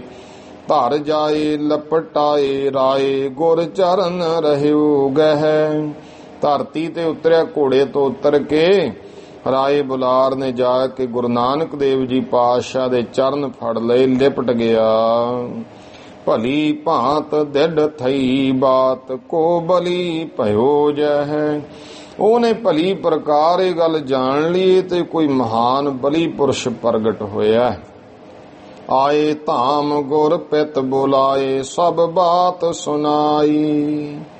ਤੇ ਆ ਕੇ ਘਰ ਗੁਰੂ ਨਾਨਕ ਦੇ ਪਾਤਸ਼ਾਹ ਦੇ ਪਿਤਾ ਨੂੰ ਸੱਦ ਲਿਆ ਤੇ ਸਾਰੀ ਗੱਲ ਕਹੀ। ਮਹਿਤਾ ਤੂੰ ਤੋ ਧੰਨ ਜਾਹੇ ਸੁਤ ਬਲੀ ਮਹਾਈ। ਕਿ ਇਹ ਮਹਿਤਾ ਕਾਲੂ, ਤੂੰ ਤਾਂ ਭਾਈ ਧੰਨ ਹੈ ਜਿਹਦੇ ਘਰ ਵਿੱਚ ਇਤਨਾ ਬਲੀ ਪੁਰਸ਼ ਪੈਦਾ ਹੋਇਆ ਹੈ। ਪੁਰ ਦੇਸ਼ ਔਰ ਮੈਂ ਧੰਨ ਭਉ ਅਬ ਤੂੰ ਮੁਝ ਕੋ ਤੇ ਦਾਸ ਲਖ। ਫਿਰ ਕਹਿੰਦੇ ਨਗਰ ਵੀ ਧੰਨ ਹੈ ਤੇ ਦੇਸ਼ ਵੀ ਧੰਨ ਹੈ। ਹੇ ਕਾਲੂ, ਮੈਨੂੰ ਤਾਂ ਤੂੰ ਆਪਣੇ ਪੁੱਤਰ ਗੁਰੂ ਨਾਨਕ ਦੇ ਮਹਾਰਾਜ ਦਾ ਸੇਵਕ ਜਾਣ ਲੈ। ਨਹਿ ਕਰੀਏ ਕਬ ਹੀ ਰੰਜ ਤੇ ਧਨ ਚਾਹੀਏ ਜਿਤੋ ਲਜਾਏ ਰੱਖ। ਕੀ ਕਿਹਾ ਐ ਕਾਲੂ, ਕਦੇ ਵੀ ਆਪਣੇ ਪੁੱਤਰ ਨਾਲ ਗੁੱਸੇ ਨਾ ਹੋਈ। ਜਿੰਨਾ ਤੈਨੂੰ ਧਨ ਚਾਹੀਦਾ ਮੇਰੇ ਕੋਲੋਂ ਲੈ ਜਾਵੀਂ। ਜੈਸ ਸਿੰਧ ਤੈ ਪ੍ਰਗਟ ਹੋਤ ਹੈ ਜਲ ਤਰੰਗ ਵਹੁ। ਜਿਵੇਂ ਭਾਈ ਸਮੁੰਦਰ ਦੇ ਵਿੱਚ ਜਿਹੜੀਆਂ ਲਹਿਰਾਂ ਹਨ ਇਹ ਬਹੁਤ ਜਿਵੇਂ ਪ੍ਰਗਟ ਹੁੰਦੀਆਂ, ਤੇ ਇਸ ਤਰ੍ਹਾਂ ਜਲ ਤਰੰਗ ਵਹੁ, ਜਿਵੇਂ ਪਾਣੀ ਦੀਆਂ ਤਰੰਗਾਂ ਜਿਹੜੀਆਂ ਨੇ, ਕੁਝ ਗ੍ਰੰਥਾਂ ਵਿੱਚ ਹੋਤ ਹੈ ਤਰੰਗ ਵਹੁ ਲਿਖਿਆ, ਜਲ ਨਹੀਂ ਲਿਖਿਆ, ਪਰ ਜਦੋਂ ਮਾਤਰਾ ਹੁੰਦੀਆਂ ਜਿਹੜੀਆਂ ਇਹ ਤੁਕਦੀਆਂ ਜਿਹੜੇ ਹੁੰਦੇ ਨੇ 24 ਬਣ ਜਾਂਦੀਆਂ, ਤੇ ਉਹ ਪੂਰੀਆਂ ਜਿਹੜੀਆਂ ਇਸ ਤਰ੍ਹਾਂ ਬਣਦੀਆਂ ਜਲ ਤਰੰਗ। ਇਸ ਤਰ੍ਹਾਂ ਗੁਰੂ ਨਾਨਕ ਦੇਵ ਪਾਤਸ਼ਾਹ ਮਹਾਰਾਜ ਨੂੰ ਦੇਖ ਕਰਕੇ ਕਿ ਉਹ ਤਾਂ ਇਉਂ ਹੈ ਜਿਵੇਂ ਸਿੰਧ ਤੋਂ ਲਹਿਰ ਪ੍ਰਗਟ ਹੁੰਦੀ ਹੈ, ਅਨੇਕਾਂ ਤਰੰਗਾਂ ਪ੍ਰਗਟ ਹੁੰਦੀਆਂ ਹਨ। ਜੇ ਤਿਕ ਜੋਵਤ ਜੋਏ ਕਹਿਤ ਹੈ ਤਿਤਕ ਸੋਏ ਵਹੁ। ਪਰ ਜਿੰਨੀਆਂ ਕੁ ਕੋਈ ਵੇਖਦਾ ਜਿਹੜਾ ਉਹ ਓਨੀਆਂ ਕੁ ਕਹਿ ਦਿੰਦਾ ਹੈ। ਇਸ ਕਰਕੇ ਕਹਿਤ ਹੈ ਤਿਤਕ ਸੋਏ ਵਹੁ, ਓਨੀਆਂ ਕੀ ਕਹਿ ਸਕਦਾ ਨਾ, ਸਾਰਾ ਤਾਂ ਕੋਈ ਆਪਣੇ ਕੋਲੋਂ ਕਹਿ ਨਹੀਂ ਸਕਦਾ ਹੈ। ਤਿਉ ਸਤਿਗੁਰ ਕੀ ਕਰਾਮਾਤ ਜਿਨ ਜਿਤਕ ਨਿਹਾਰੀ। ਇਸੇ ਤਰ੍ਹਾਂ ਗੁਰੂ ਨਾਨਕ ਦੇ ਮਹਾਰਾਜ ਦੀਆਂ ਕਰਾਮਾਤਾਂ ਜਿਹਨੇ ਜਿੰਨੀਆਂ ਕੁ ਵੇਖੀਆਂ। ਕੀਨੀ ਪ੍ਰਗਟ ਤਿਤੀ ਰਹੀ ਪੁਨ ਗੋਪ ਅਪਾਰੀ। ਉਹਨੇ ਉਨੀਆਂ ਕੁ ਪ੍ਰਗਟ ਕਰਤੀਆਂ, ਨਹੀਂ ਤੇ ਬੇਅੰਤ ਨੇ ਜਿਹੜੀਆਂ ਗੁਪਤ ਹੀ ਰਹੀਆਂ ਹਨ। ਦਿਨ ਰੈਨ ਸਮਸਤ ਅਲਮਸਤ ਰਹਿ ਗੁਰ ਹਸਤ ਕਬੀਰੋ ਦਨ ਕਰੈ। ਸਾਰਾ ਦਿਨ ਐਸਾ ਸਮਾਂ ਆਇਆ ਫਿਰ ਗੁਰੂ ਨਾਨਕ ਦੇ ਮਹਾਰਾਜ ਨਾ ਜਦੋਂ ਐਸੀ ਕੋਈ ਖੇਡ ਵਰਤਦੀ, ਮਾਤਾ ਪਿਤਾ ਦੇ ਉੱਤੇ ਮਾਇਆ ਪਾ ਦਿੰਦੇ ਸੀ ਸਤਿਗੁਰੂ ਸੱਚੇ ਪਾਤਸ਼ਾਹ। ਇਹ ਪਾਤਸ਼ਾਹ ਵਿਭਾਗ ਦੇ ਗ੍ਰੰਥ ਵਿੱਚ ਚੌਪਈ ਦੀਆਂ ਲਾਈਨਾਂ ਹਨ। ਇਹ ਕਾਲੂ ਪ੍ਰਤੀ ਰਾਏ ਤਬ ਕਹਿਓ ਤੁਬ ਸੁਤ ਬਲੀ ਲੋਕ ਹਮ ਲਹਿਓ। ਜੋ ਕੁਛ ਇਹੋ ਕਿਸ ਹੀ ਕੋ ਦੇਈ ਇਸੇ ਨਾ ਕੁਛ ਕਹਿ ਮੁਝ ਤੇ ਲਈ। ਇਹ ਕਿਹਾ ਕਿ ਹੇ ਕਾਲੂ ਤੇਰਾ ਜਿਹੜਾ ਪੁੱਤਰ ਹੈ ਰਾਏ ਬੁਲਾਰ ਕਹਿੰਦਾ ਬਲੀ ਲੋਕ ਹੈ, ਕੋਈ ਮੈਂ ਵੇਖ ਲਿਆ, ਇਹ ਜਿਹੜਾ ਕੁਛ ਵੀ ਕਿਸੇ ਨੂੰ ਦਿੰਦਾ ਹੈ ਤੂੰ ਇਹਨੂੰ ਨਹੀਂ ਕੁਛ ਕਹਿਣਾ, ਮੇਰੇ ਤੋਂ ਲੈ ਲਈ। ਕਾਲੂ ਸਸ ਮਾਨਿਓ ਬਚ ਤਾਹੂ ਵਰਜੇ ਫਿਰਨ ਦੇਤ ਗੁਰ ਕਾਹੂ। ਇਹ ਬਾਬਾ ਕਾਲੂ ਜੀ ਨੇ ਮੰਨ ਲਿਆ, ਇਸ ਕਰਕੇ ਉਹ ਭਾਈ ਕਿਤੇ ਵੀ ਜਾਂਦੇ ਨੇ ਗੁਰੂ ਸਾਹਿਬ ਨੂੰ ਬਾਬਾ ਕਾਲੂ ਜੀ ਨਹੀਂ ਕੁਛ ਕਹਿੰਦੇ ਹਨ। ਫਿਰ ਇੱਕ ਦਿਨ ਰਾਏ ਬੁਲਾਰ ਅਜਾ ਚੇਤੇ ਗਇਓ ਸ਼ਿਕਾਰ ਜਹਾਂ ਬਰਾਜੇ ਥੇ ਗੁਰੂ ਨਾਨਕ ਦਾਸਨ ਕੋ ਸਭ ਹੀ ਦੁਖ ਸੁਖ ਦਾਨਕ। ਸਾਂਪ ਸ਼ਕਲ ਇੱਕ ਫਣ ਫੈਲਾਇਆ ਗੁਰਮੁਖ ਪਰ ਰਾਖੀ ਕਰ ਛਾਇਆ। ਪਖ ਰਾਏ ਕੋ ਸਰਪ ਲੁਕਾਨਾ ਗੁਰੂ ਕੋ ਉਨ ਖੁਦਾਏ ਪਹਿਚਾਨਾ। ਉਹਨੇ ਜਾਣ ਲਿਆ ਗੁਰੂ ਸਾਹਿਬ ਜੀ ਖੁਦਾ ਰੂਪ ਹੈ। ਦਿਨ ਦਿਨ ਸ਼ਰਧਾ ਬੜੀ ਅਪਾਰੈ ਸੇਵਨ ਸਭ ਵਿਦ ਲੱਗੇ ਉਦਾਰੈ। ਦਿਨ ਪ੍ਰਤੀ ਦਿਨ ਸ਼ਰਧਾ ਵੱਧ ਗਈ ਤੇ ਗੁਰੂ ਸਾਹਿਬ ਦੀ ਸੇਵਾ ਕਰਨ ਲੱਗਿਆ ਹੈ। ਇਸ ਤਰ੍ਹਾਂ ਭਾਈ ਗੁਰੂ ਮਹਾਰਾਜ ਤੇ ਭਾਵਨਾ ਹੋਈ। ਗਿਆਨੀ ਗਿਆਨ ਸਿੰਘ ਜੀ ਕਹਿੰਦੇ ਤਿਉ ਸਤਿਗੁਰ ਕੀ ਕਰਾਮਾਤ ਜਿਨ ਜਿਤਕ ਨਿਹਾਰੀ। ਜਿੰਨੀ ਕਿਸੇ ਨੇ ਦੇਖੀ ਕੀਨੀ ਪ੍ਰਗਟ ਤਿਤੀ ਰਹੀ ਪੁਨ ਗੋਪ ਉਪਾਰੀ। ਦਿਨ ਰਹਿਣ ਸਮਸਤ ਅਲਮਸਤ ਰਹਿ। ਸਾਰਾ ਦਿਨ ਮਹਾਰਾਜ ਰਾਤ ਕੀ ਦਿਨ ਕੀ ਮਸਤ ਰਹਿੰਦੇ। ਗੁਰ ਹਸਤ ਕਬੀ ਰੋਦਨ ਕਰੇ। ਕਦੇ ਤੇ ਮਹਾਰਾਜ ਹੱਸ ਪੈਂਦੇ ਐ, ਕਦੀ ਰੋਣ ਲੱਗ ਜਾਂਦੇ ਹਨ। ਹਰ ਵਕਤ ਰੰਗੇ ਰਹਿ ਰੰਗ ਹਰ ਪ੍ਰਵਾਹੇ ਨਾ ਕਾਹੂ ਕੀ ਧਰੈ। ਹਰ ਵਕਤ ਪ੍ਰਮਾਤਮਾ ਦੇ ਨਾਮ ਰੰਗ ਵਿੱਚ ਰੰਗੇ ਰਹਿੰਦੇ ਐ, ਕਿਸੇ ਦੀ ਕੋਈ ਪਰਵਾਹ ਨਹੀਂ। ਧਰਦੇ ਹਨ ਦੋਹਰਾ ਪੁਨ ਇੱਕ ਦਿਨ ਪਿਤ ਨੈ ਪਠੇ ਪੜਨ ਹੇਤ ਚਟ ਸਾਲ। ਫਿਰ ਇੱਕ ਦਿਨ ਆਇਆ ਪਿਤਾ ਨੇ ਗੁਰੂ ਨਾਨਕ ਦੇ ਮਹਾਰਾਜ ਨੂੰ ਭਾਈ ਚਟ ਸਾਲ ਪਾਂਦੇ ਕੋਲੇ ਪੜਨ ਵਾਸਤੇ ਭੇਜਿਆ। ਪਾਂਦੇ ਜਬ ਗੁਰ ਕੋ ਕਹਿਓ ਪੜੋ ਬੈਠ ਤੁਮ ਬਾਲ। ਪਾਂਦੇ ਨੇ ਗੋਪਾਲ ਪਾਂਦੇ ਨੇ ਸਤਿਗੁਰੂ ਪਾਤਸ਼ਾਹ ਨੂੰ ਕਿਹਾ ਹੈ ਬਾਲਕ ਬੈਠ ਕੇ ਭਾਈ ਵਿਦਿਆ ਪੜ। ਤੇ ਚੌਪਈ ਵਿੱਚ ਭਾਸ਼ਾ ਵਿਭਾਗ ਵਿੱਚ ਇਹ ਲਿਖਿਆ ਹੈ ਕਿ ਉਸ ਸਮੇਂ 9 ਵਰਸਣ ਕੇ ਜਬ ਗੁਰ ਭਏ ਪੜਨ ਹੇਤ ਪਾਂਦੇ ਕੇ ਗਏ। ਉਹ ਅੱਖਰ ਉਨ ਲਿਖ ਦਿਓ ਅਰਥ ਤਾਹੇ ਗੁਰ ਬੁੱਝਨ ਕੀਓ। ਪਾਂਦੇ ਕੋ ਜਬ ਅਰਥ ਨਾਏ ਸ੍ਰੀ ਨਾਨਕ ਤਬ ਬਚਨ ਅਲਾਏ। ਜਦੋਂ ਪਾਂਧੇ ਨੂੰ ਕਿਹਾ ਨਾ ਕਿ ਅਰਥ ਦੱਸੋ, ਕਹਿੰਦਾ ਅਰਥ ਇੱਕ ਅੱਖਰ ਦੇ ਕੀ ਹੋ ਸਕਦੇ ਆ। ਊੜਾ ਕਿਹਾ ਤਾਂ ਮਹਾਰਾਜ ਕਹਿੰਦੇ ਅਰਥ ਕੀ ਹੈ? ਕਹਿੰਦਾ ਇਹਦੇ ਅਰਥ ਕੀ ਹੋਣੇ, ਊੜੇ ਦੇ ਕੀ ਅਰਥ ਹੋਣੇ ਆ। ਮਹਾਰਾਜ ਨੇ ਭਾਈ ਫਿਰ ਬਚਨ ਕਿ ਓੰਕਾਰ ਬ੍ਰਹਮਾ ਉਤਪਾਤ, ਓੰਕਾਰ ਕੀਆ ਜਨ ਚਿਤ, ਓੰਕਾਰ ਸੈਲ ਜੁਗ ਭਏ, ਓੰਕਾਰ ਵੇਦ ਨਿਰਮਏ, ਓਨਮ ਅੱਖਰ ਸੁਣੋ ਵਿਚਾਰ, ਓਨਮ ਅੱਖਰ ਤਿਰਭਵਨ ਸਾਰ, ਓਨਮ ਅੱਖਰ ਤਿਰਭਵਨ ਸਾਰ। ਸੁਣ ਪਾਂਡੇ ਕਿਆ ਲਿਖੋ ਜੰਜਾਲਾ, ਲਿਖ ਰਾਮ ਨਾਮ ਗੁਰਮੁਖ ਗੋਪਾਲਾ। ਐਸੇ ਹੀ ਅੱਖਰ ਸਭ ਕਹੇ, ਸੁਣ ਪਾਂਦੇ ਨੇ ਗੁਰ ਪੱਗ ਗਏ। ਪਾਂਦੇ ਨੇ ਗੁਰੂ ਨਾਨਕ ਸਾਹਿਬ ਦੇ ਚਰਨ ਫੜਦੇ, ਸਤਨਾਮ ਉਪਦੇਸ਼ ਗਹਿ ਕੈ, ਧਿਓ ਕਲਿਆਣ ਗਿਆਨ ਨਿਜ ਪੈ ਕੈ। ਇਸ ਤਰ੍ਹਾਂ ਚੌਪਈ ਅੰਦਰ ਇਹ ਬਚਨ ਨੇ। ਤੋ ਇੱਥੇ ਮੂਲ ਪਾਠ ਦੇ ਵਿੱਚ ਇਹ ਹੈ, ਪੁਨ ਇੱਕ ਦਿਨ ਪਿਤ ਨੈ ਪਠੇ, ਪੜਨ ਹੇਤ ਚਟ ਸਾਲ, ਪਾਂਦੇ ਜਬ ਗੁਰ ਕੋ ਕਹਿਓ, ਪੜੋ ਬੈਠ ਨ ਤੁਮ ਬਾਲ, ਹੈ ਬਾਲਕ ਤੂੰ ਬੈਠ ਕੇ ਪੜ ਚੌਪਈ, ਜੋ ਸੁਨ ਗੁਰ ਤਬ ਬਚਨ ਉਚਾਰੇ। ਤਾਂ ਇਹ ਸੁਣ ਕੇ ਗੁਰੂ ਨਾਨਕ ਦੇਵ ਜੀ ਮਹਾਰਾਜ ਬਚਨ ਕਹਿਣ ਲੱਗੇ, ਬਹੁ ਵਿਦਿਆ ਹਮ ਪੜ੍ਹੀ ਉਦਾਰੀ। ਉਹ ਵਿਦਿਆ ਤੇ ਅਸੀਂ ਬਹੁਤ ਪੜ੍ਹ ਲਈ, ਜਾਹੇ ਪੜ੍ਹੇ ਕੁਛ ਔਰ ਹੈ ਪੜ੍ਹਨਾ। ਜਿਹਦੇ ਪੜ੍ਹੇ ਫਿਰ ਪੜ੍ਹੇ ਤੋਂ ਹੋਰ ਜਿਹੜਾ ਕੁਛ ਪੜ੍ਹਨਾ ਹੈ, ਬਾਕੀ ਰਹੇ ਉਹ ਨਾ ਜਗ ਮੈਂ ਕੱਢਣਾ। ਹੋਰ ਕੁਛ ਬਾਕੀ ਨਹੀਂ ਰਿਹਾ। ਕਹਿੰਦੇ ਐਵੇਂ ਜਗਤ ਵਿੱਚ ਹੋਰ ਕੱਢਣਾ ਬੰਧਨਾਂ ਚ ਪੈਣ ਬਾਬਤ ਹੀ ਹੈ। ਇੱਕ ਵਿਦਿਆ ਪੜ੍ਹ ਲਈ ਬ੍ਰਹਮ ਵਿਦਿਆ, ਉਹ ਤੋਂ ਬਿਨਾਂ ਤੇ ਬਾਕੀ ਤਾਂ ਜਗਤ ਦੀਆਂ ਬੰਧਨ ਹੀ ਹਨ। ਤਾਹੇ ਪ੍ਰਤਾਪ ਲਾਭ ਵਹਿ ਪਾਇਓ। ਤੇ ਇਸ ਤਰ੍ਹਾਂ ਭਾਈ ਗੁਰੂ ਪਾਤਸ਼ਾਹ ਮਹਾਰਾਜ ਦੇ ਪ੍ਰਤਾਪ ਦਾ ਲਾਭ ਜਿਹੜਾ ਜੋ ਉਸ ਬ੍ਰਹਮ ਵਿਦਿਆ ਦਾ ਲਾਭ ਜਿਹੜਾ ਬਹੁਤ ਮਿਲ ਜਾਂਦਾ। ਮਹਾਰਾਜ ਕਹਿੰਦੇ ਜਿਹੇ ਆਗੇ ਸਭ ਲਾਭ ਬਿਲਾਇਓ। ਜਿਹਦੇ ਅੱਗੇ ਸਾਰੇ ਲਾਭ ਜਿਹੜੇ ਹਨ ਉਹ ਛਪ ਜਾਂਦੇ ਨੇ। ਜਿਹੇ ਬਲ ਪਿਖੀ ਹਾਂ ਬਸਤ ਹਮ ਸੋਈ। ਤੋ ਜਿਹੇ ਬਲ ਪਿਖੀ ਵਸਤ ਹਮ ਸੋਈ, ਜਿਹੜੀ ਅਸੀਂ ਵੇਖੀ ਵਸਤੂ ਉਹ ਭਾਵ ਜੋ ਕੁਛ ਅਸੀਂ ਵੇਖ ਲਿਆ। ਜਿਹੇ ਪਿਖ ਨੋ ਹੋ ਰਹਾ ਨਾ ਕੋਈ, ਜਿਹਨੂੰ ਵੇਖ ਕੇ ਹੋਰ ਕੁਝ ਵੇਖਣ ਜੋਗਾ ਰਹਿੰਦਾ ਹੀ ਨਹੀਂ ਹੈ। ਜਾਹੇ ਅਗਾਰੀ ਔਰੈ ਵਿਦਿਆ, ਜਿਹਦੇ ਅੱਗੇ ਹੋਰ ਜਿਹੜੀ ਵਿਦਿਆ ਹੈ। ਵੇਦ ਸੰਤ ਕਹਿ ਸਭੀ ਅਵਿਦਿਆ। ਵੇਦ ਧਰਮ ਗ੍ਰੰਥ ਜਾਂ ਸੰਤ ਪੁਰਸ਼ ਦਾ ਕਹਿੰਦੇ ਵੀ ਬ੍ਰਹਮ ਵਿਦਿਆ ਤੋਂ ਬਿਨਾਂ ਬਾਕੀ ਸਾਰੀ ਅਵਿਦਿਆ ਹੀ ਹੈ। ਗਿਆਨ ਤਨ ਪੜ੍ਹਤਾ ਮੂਰਖਤਾ ਹੈ। ਔਰ ਇਲਮ ਸਭ ਹੀ ਤਿਸ ਮੈਂ ਹੈ। ਸਾਰੇ ਜਿਹੜੇ ਇਲਮ ਹਨ ਗਿਆਨ ਹੈ ਉਹ ਸਾਰਾ ਭਾਈ ਬ੍ਰਹਮ ਵਿਦਿਆ ਦੇ ਵਿੱਚ ਹੈ। ਜਿਉਂ ਗਜ ਪਗ ਮਧ ਪਗ ਸਭ ਹੈ। ਜਿਵੇਂ ਹਾਥੀ ਦੀ ਪੈੜ ਵਿੱਚ ਸਾਰੀਆਂ ਹੀ ਪੈੜਾਂ ਆ ਜਾਂਦੀਆਂ ਹਨ। ਜੈ ਸੁਨ ਪਾਦੇ ਅਚਰਜ ਮਾਨਾ। ਇਹ ਸੁਣ ਕੇ ਪਾਂਧਾ ਗੋਪਾਲ ਹੈਰਾਨ ਮੰਨਦਾ ਹੈ। ਕਹਿਓ ਕਰੋ ਕੁਛ ਮੁਝੈ ਸੁਨਾਨਾ। ਇਹ ਨਾਨਕ ਪਾਂਧਾ ਕਹਿਣ ਲੱਗਿਆ ਉਹ ਵਿਦਿਆ ਮੈਨੂੰ ਵੀ ਸੁਣਾ ਕੁਛ। ਜੇ ਤੱਕ ਵਿਦਿਆ ਪਾਂਧਿਓ ਕੇਰੀ। ਜਿਹੜੀ ਵਿਦਿਆ ਹੈ ਪਾਂਧੇ ਤੋਂ ਪ੍ਰਥਮ ਗੁਰੂ ਸਭ ਬਹੁ ਵਿਦ ਟੇਰੀ। ਫਿਰ ਪਹਿਲੇ ਗੁਰੂ ਪ੍ਰਥਮ ਗੁਰੂ ਨਾਨਕ ਦੇਵ ਜੀ ਨੇ ਸਾਰੀ ਉਹ ਵਿਦਿਆ ਕਿਹੜੀ ਹੈ ਉਹ ਬਚਨ ਕਹੇ। ਯਾਹਰ ਗੈਬ ਇਲਮ ਪੁਨ ਜੇਤੇ।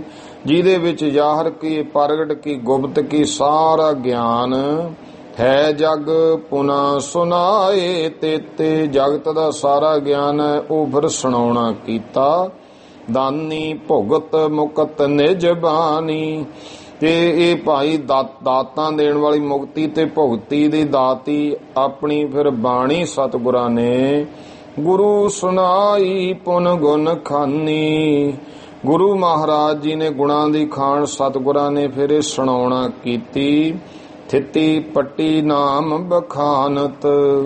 ਇਹ ਭਾਈ ਬਾਣੀ ਹੈ ਬਿਲਾਵਲ ਮਹੱਲਾ ਪਹਿਲਾ। ਥਿੱਤੀ ਘਰ 10ਵਾਂ ਜਤ ਇਹ ਸਰਲੇਖ ਹੈ।